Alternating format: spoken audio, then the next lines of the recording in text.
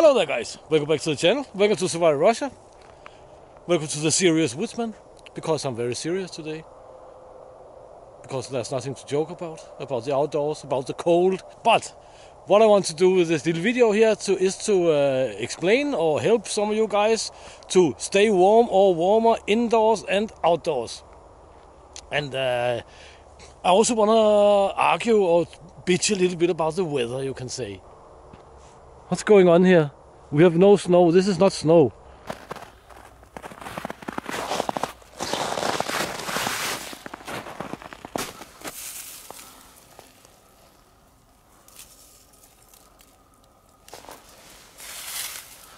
This is not even snow. It's just moisture from the air. The weatherman says it's probably be like minus 10 C's at night and so on. This morning was 22 minus C. Clear sky. We're supposed to have overcast today as well. This has been told us we have to have overcast. It's not overcast. It's been sunshine all day long. And yeah, the sun is almost setting out there with 2:15. And it's gonna get a whole lot darker than that. Maybe I will spend the rest of this week here making some short videos about what I find useful for the outdoors and maybe related to the cold, not to the cold. See how poor dog there. There's not enough snow for him to eat. He's trying to hydrate himself with the snow. That's how all the animals, they actually hydrate themselves. Of course. Because I of course give him water, but it freezes up pretty darn fast. But maybe I'll spend the week here making a short upload each day, which is not going to contain a little bit less blah blah blah that I'm doing right now. And if you want to support the channel, which I will of course highly appreciate, but never expect, then there's links in the description to that and in the pinned comment. We have Survival Russia merchandise, we have Patreon, we have Buy Me a Coffee. Lots of you guys are really awesome at buying me a coffee. And so thank you to all of you guys who are doing that. Thank you to the new patrons and all that good stuff. But let's get to the real video here. So excuse me if the audio is not super awesome because I cannot use the microphones. It's like minus 13, minus 15 at the moment.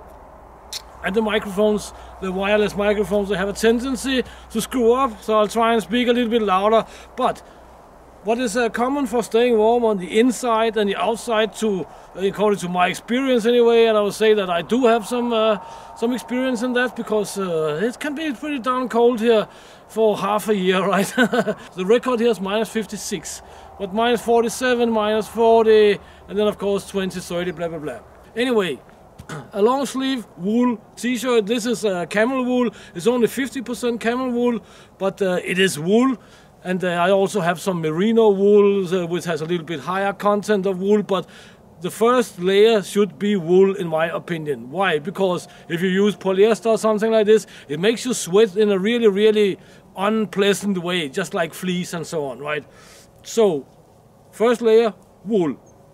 Camel wool, merino wool, whatever. For the second layer, then we can use some synthetics if you feel like it. You can also use the second layer of a little bit heavier wool if you feel like it. But what I normally do is I use some synthetics.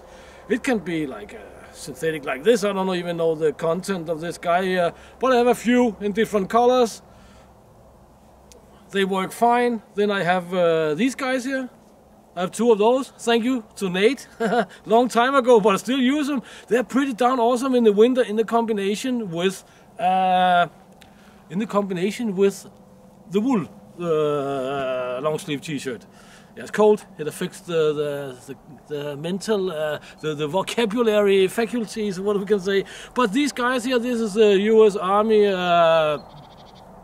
PT shirts, long sleeve. They're very good for the outdoors as well, and for staying warm as a second base layer, so to speak. But that goes for both indoors and outdoors. This is what I use. This is what I use right now. Two layers, wool and a synthetic. Or it can be wool. So for staying warm on the indoors, of course, long sleeve wool, long johns or something like that will of course help. Women's women's nylon hoses. They're actually good as well. We use them in the army. Cut off the feet and cut a little hole in the front and so on, because they take absolutely no space and they actually help. But then you of course have to take care of the socks, and if you're indoors environment, you're sitting down and blah blah blah blah blah. It's a completely different talk. Anyway, for the outdoors, a second layer, you can use whatever you want. Hollow fiber, G-loft, Primaloft, wool shirts and whatnot. That's up to you. That's up to you to figure out. At the moment, I am wearing on the inside here, I am wearing a small jacket with some Primaloft stuff in it. It's very thin. It's only 60 grams a square meter Primaloft, but it works pretty darn fine. Something I'm testing actually at the moment, but it works pretty well. So I have 2 shirts, 2 long sleeve t-shirts, wool, synthetic, and this little guy, and I've been out doing woodsman stuff all day, actually, including something with cutting wood and so on, trees, blah blah blah. It works fine. I can feel the cold a little bit, but not too bad. But we have an outer layer here. The outer layer is one of the absolute keys to staying warm. So many of you guys, of course, know that I'm using this wool jacket here. They're made in Russia. I shipped a lot of these guys here to the west, to Western countries, but I don't think that's gonna be very, very good to do now. I don't think they're gonna reach the destination. I don't know. But anyway, there are some tricks or some tips of what you can say to the outer layer. The wool here is of course good, but if you have to drive snowmobile and so on, it's not so good because you can blow air straight through, so we need a membrane on top of this. And here we get to the real important part. But the outer layer, the last layer you can see I'm wearing right now, this is just a Belgian army jacket. Nothing fancy, cotton. And cotton kills in the cold? No, it doesn't. Yeah, a long sleeve cotton t-shirts, that would definitely kill me in the cold if I got wet and sweaty and so on, because it would never dry. We can get back to one of the things about this double layer system here is that when I'm out in the forest and working and so on, I can wear very little clothes on top of this and work, and it will actually dry out as I am working. But back to the outer layer. The outer layer, you also have seen this guy here many times, most likely. This is also canvas cotton jacket. It's a legendary Swedish M62 snow camo jacket, and the Swedes, they also know a bit of thing or two you can say about cold weather, right? And funny, they are also using cotton canvas, right, for that, because what you don't want is a nylon or synthetic outer. You can have a lot of sweaters and stuff inside, but if you're wearing a synthetic outer, in my opinion,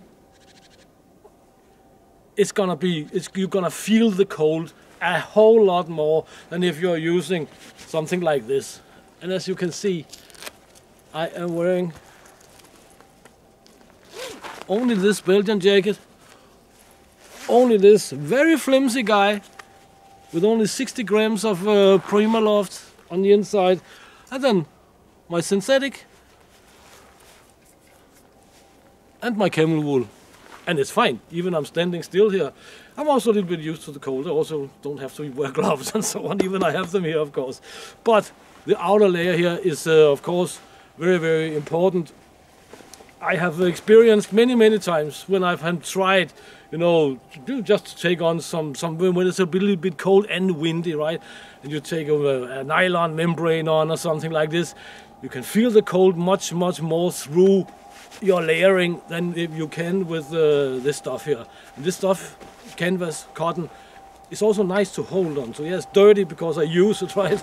And I don't want to wash it because it's impregnated, but it shouldn't be necessary to impregnate in the winter because it doesn't rain in the winter, but snow falls on you when you are in the forest, and then it can melt and stuff like that. That's different stories. But these here, they are awesome, but I'm sure you will not be able to buy them any longer. This jacket here, I don't know if these are in service any longer. This is the ECW CSPS blah blah blah jacket, extreme cold weather, whatever jacket, Gore-Tex, original US Army. And I know for a fact that when I'm wearing this in the cold weather, it is not super awesome, because you can certainly feel it. And there's written inside of this, there's a Gore-Tex seals and Gore-Tex everywhere and so on. And what can happen in a really cold weather is that the humidity, the condensation, which will build up in anything, doesn't matter if it's a sleeping bag, jacket, tent, whatever, it can actually lock the membranes completely, so they will not breathe really. And these cannot breathe in the same ratio as you are sweating if you're working a lot. But we have another funky thing here. Listen.